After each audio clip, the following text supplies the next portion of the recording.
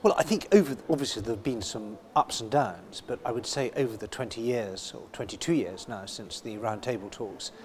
this has been a fantastic success. And I was just listening to Jacek Rostowski speaking this morning in the City of London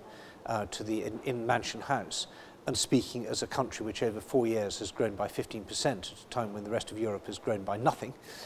and speaking as a country which has manageable debt, is not frightened of the financial markets, which at the time we're talking is a very big deal, and a country which is making very big inroads into its fiscal problems, the deficit's coming down. So I think 20 years ago, when communism collapsed, Poland was ruined. It was a wreck, and to some extent it was a laughing stock. You went to Poland and the roads were terrible, the food was terrible, the phone system didn't work, nothing happened on time, Poles were famously disorganized and unpunctual, and there was really very little to be proud of apart from maybe excellent vodka and beautiful scenery. But it was the idea that Poland would make something at world-class standards or provide services to world-class standards seemed almost laughable. And if there was a success story, it was always based on the individual brilliance of a particular academician or someone who might have done something remarkable in a particular university. But the idea that you would have a really major Polish software company writing software for some of the most important clients in Europe, that you would have Polish engineering companies that are really fantastic, Polish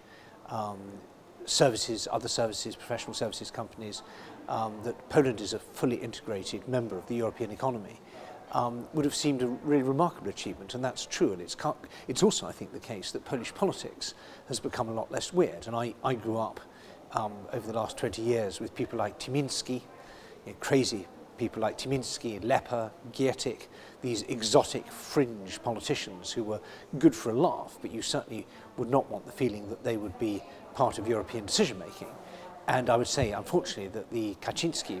brothers, although I respect very much as people for their integrity, also went down this road of kind of clownish, counterproductive antics. And we now have very boring Polish politicians, and that's great. I think it's very good to have boring, competent Polish politicians. I wish that other countries had boring politicians too. And I think that you can really look at Poland and say that the dream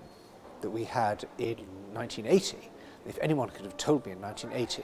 that Poland would be a member of the EU, NATO, the Euro, we didn't know what the Euro, are going to join the Euro, more likely to join the Euro than Britain, a member of Schengen, that you can drive from the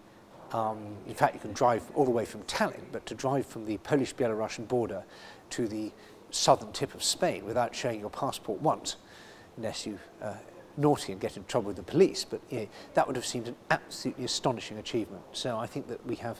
have succeeded in delivering on the dream of 1980 in a way that would have seemed an absolutely tremendous result then.